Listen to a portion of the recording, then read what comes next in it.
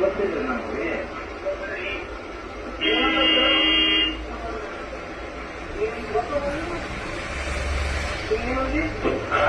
ನಮ್ಗೆ ಗೊತ್ತಿಲ್ಲ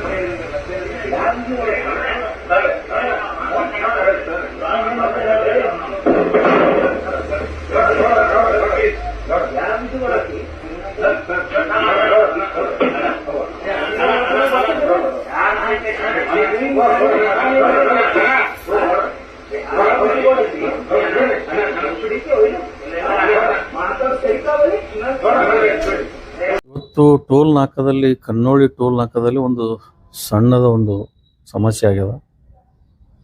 ಸಮಸ್ಯೆ ಅದೇನು ದೊಡ್ಡ ಸಮಸ್ಯೆ ಅಲ್ಲ. ಅದು ಇವತ್ತು ದೇವಸ್ಥಾನಕ್ಕೆ ಹೋಗ್ಬೇಕಂತೇಳಿ ನನ್ನ ಮಗ ಅಲ್ಲಿ ಹೋಗ್ಯದಾನ.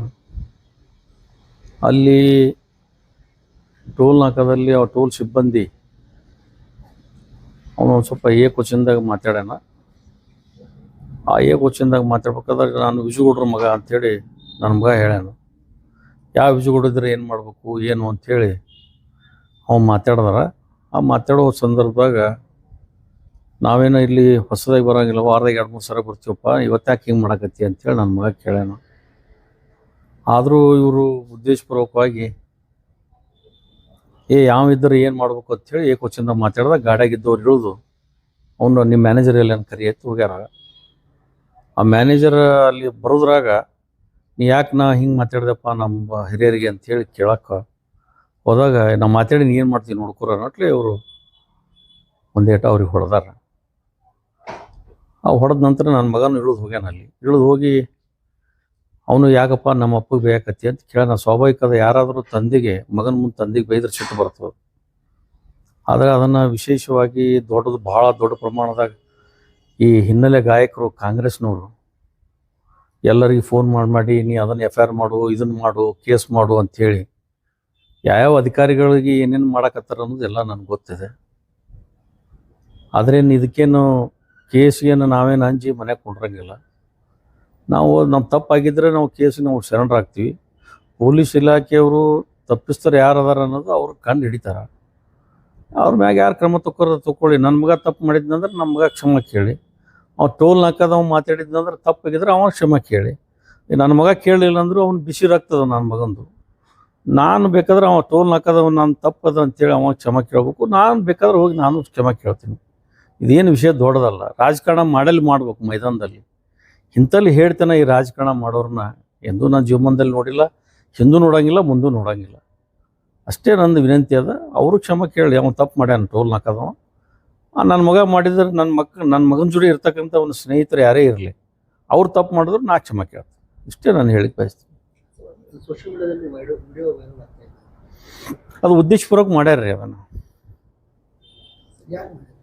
ಕಾಂಗ್ರೆಸ್ನವ್ರು ಮಾಡ್ತಾರೆ. ಮತ್ತೆ ನನಗೆ ಯಾರದಾರ ನನ್ನ ಹಿತಾಸಕ್ತಿಗಳು ಯಾರದಾರ ನಿಮ್ಗೆ ಗೊತ್ತಾಯ್ತಲ್ಲ.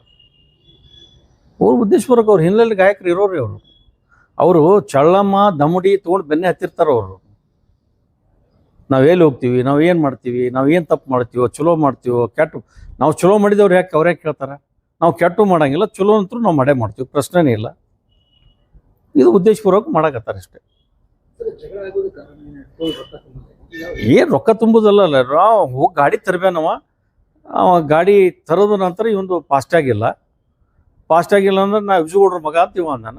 ಇದು ಯಾರ ಗಾಡಿ ಅಂತ ಅವ ಕೇಳ. ವಿಜುಗೌಡ್ರ ಮಗ ಅಂತ ನಾನು ಇಷ್ಟೇ. ಇದು ಇಲ್ಲಿಗೆ ಬಂದಿದ್ದು. ವಿಜುಗೌಡ್ರ ಮಗ ಇದ್ದರೆ ಏನಾಯ್ತು, ನೀ ಕೊಟ್ಟು ಹೋಗು. ಅವ ಸ್ವಲ್ಪ ಏಕವಚನದ ಆ ಕಡೆ ಮಾತಾಡ್ಯಾನ. ಇದು ತಪ್ಪಲ್ಲ, ಅವರು ಮಾತಾಡೋದು ತಪ್ಪಲ್ಲ. ಏನು 50 ರೂಪಾಯಿ ನನ್ನ ಮಗ, ಏನು 50 ರೂಪಾಯಿ ಯಾರಿಗೂ ನಾವು ಇದು ಮಾಡ್ತೀವಿ, ಹೆಲ್ಪ್ ಮಾಡ್ತಿರ್ತೀವಿ. 50 ರೂಪಾಯಿ ಸಂಬಂಧ ಆಮೇಲೆ ಹೆಸರು ಕೆಡಿಸ್ಕೊಳ್ಳೋ ಅವಶ್ಯಕತೆ ಇಲ್ಲ. ಇದು ಉದ್ದೇಶಪೂರ್ವಕ ಇದು ಅಬ್ಷಾರ್. ಇದನ್ನು ತನಿಖೆ ಇಲ್ಲ. ಅವ್ರು ತಪ್ಪು ಮಾಡಿದ್ರೆ ಅವ್ರ ಕ್ಷಮೆ ಕೇಳಿ, ನಮ್ಮ ತಪ್ಪು ಮಾಡಿದ್ರೆ ನಾ ಕ್ಷಮೆ ಕೇಳ್ತೀನಿ. ಇಷ್ಟೇ ಹೇಳ್ತೀನಿ. ಕಂಪಲ್ಸರಿ ಕ್ಯಾಮ್ರಾ, ಎಲ್ಲ ಕಡೆ ಕ್ಯಾಮ್ರಾ ಅದ. ತಪ್ಪು ಯಾರ ಇದೇನು ದೊಡ್ಡ ವಿಷಯ ಅಲ್ಲ. ಇದನ್ನು ಅವ ಏಕವಚನದಾಗ ಅವ್ನು ಮಾತಾಡ್ಯಾನ. ಇವ್ರಿಗೆ ಯಾರಿಗೆ ಸ್ವಾಭಾವಿಕ ಅದು ಸಿಟ್ಟಲ್ಲ. ಯಾರಿಗಾದ್ರು ಸಿಟ್ಟು ಬರೋದೇ ಅದು ಮಾತಾಡ್ಯಾನ.